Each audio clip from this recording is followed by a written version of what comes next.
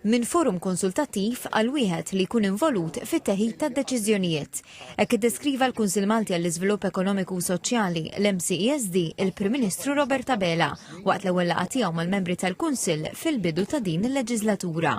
Fil-bidu tal-laqgħa f'Kastilja il-Prim Ministru qal li l-MCESD kien il-forum li flimkien miegħu il-pajjiż għadda mill-akbar sfidi li ħabbat wiċċu magħhom fl-aħħar snin.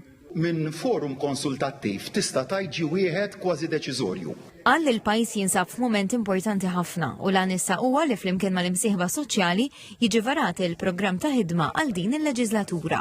Niddialogaw u noħorġu bl-aqwa deċiżjonijiet għal dan il-pajjiż, insemmi family friendly measures. U hemmhekk fejn iridu jkollna diskussjoni importanti ħafna kemm min-naħa ta' min jirrappreżenta l-employers, kemm min-naħa ta' min jirrappreżenta lil min jaħdem lil ħaddiema tagħna, però konvint li bid-dialogu nistgħu insibu il-bilanċ li huwa wieħed ġust anke biex nagħmlu l-qabża li jmiss fil-kwalità tal-ħajja. Il-Prim Ministru sostna li bid-dialogu jista' jintlaħaq bilanċ ġust biex Malta tagħmel il-qabża li jmiss fil-kwalità tal-ħajja, jitfit mal-prijoritajiet elenkati fil-Viżjoni Malta 2050. Irridu nsaħħu il-parental leave, il-paternal leave, il-maternal leave u nżidu il-miżuri ta' flessibilità fl-istess waqt se nagħmluha b'kawtela kbira għal dak li tidħol il-produttività li rridu naraw li tibqa' tiela il fuq ukoll però perswas li b'dan il-kontribut tant sabiħ ta' tant persuni li kollha kemm aħna nixtiequ li dan il-pajjiż jeleva lilu nnifsu il fuq aktar milli mxejna sa issa għandna u nitilqu minn punt vantaġġuż ħafna dak l-Spring Forecast tal-Kummissjoni Ewropea li qed poġġina fuq quddiem f'dak il-kriterji li semmejt aktar qabel nħares il-qudiem għalhekk illi bis-saħħa wkoll ta' dan il-forum nibqgħu mmexxu lil dan il-pajjiż il-qudiem f'direzzjoni ta' aktar suċċessi. Il-Ministru responsabbli mid-dialogu soċjali Kita Zuppardi tanti qal li l-MCSD għandu rwol kruċjali fil-progress sostenibbli tal-pajjiż li jitlob dialogu, rispett reċiproku u l-kapaċità li kulħadd jaħdem flimkien.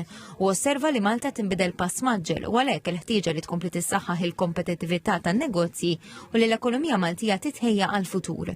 Il-Chairperson tal-MCSD Marja Mikallef qalet li l-fatt li waħda mill-ewwel laqgħat tal-Gvern f'din il-leġislatura kienet mal-MCSD huwa sinjal ċar tal-importanza li qed jingħata li dialogu soċjali.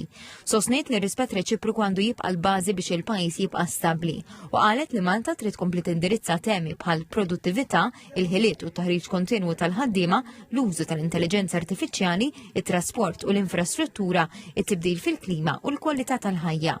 Matul il-laqgħa tkellem ukoll il-Kap tas-Servizz Pubbliku Tony Sultana li qal li hemm taħlita ta' nies b'esperjenza u oħrajn li qed iġibu enerġija ġdida biex ix-xogħol tal-amministrazzjoni pubblika jibqa' dej kemm permezz ta' miżuri u proġetti ġodda kif ukoll fuq livell operattiv.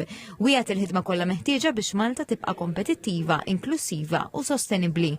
Intant is-Segretarju tal-Kabinett Ryan Spanjol ta' preżentazzjoni dwar kif jaħdem il-manifest elettorali tal-Gvern kif qed jiġi segwit il-progress tal-implementazzjoni tiegħu u kif il-ħidma qed tmur id-fit mal-objettivi stabiliti. Fost l-inizjattivi l-ġodda semma l-Wellbeing Index li għandu lan li tejjeb il-kwalità tal-ħajja tan-nies b'25% u qal li kull miżura se tikkontribwixxi biex tintlaħaq din il-mira. Spjega li fost il-miri ewlenin tal-Gvern hemm l-ekonomija, ix-xogħol, in-negozju, il-politika soċjali, l-edukazzjoni, l-enerġija u l-ambjent, għawdex, it-teknoloġija, is-saħħa, il-kultura u drittijiet ċivili.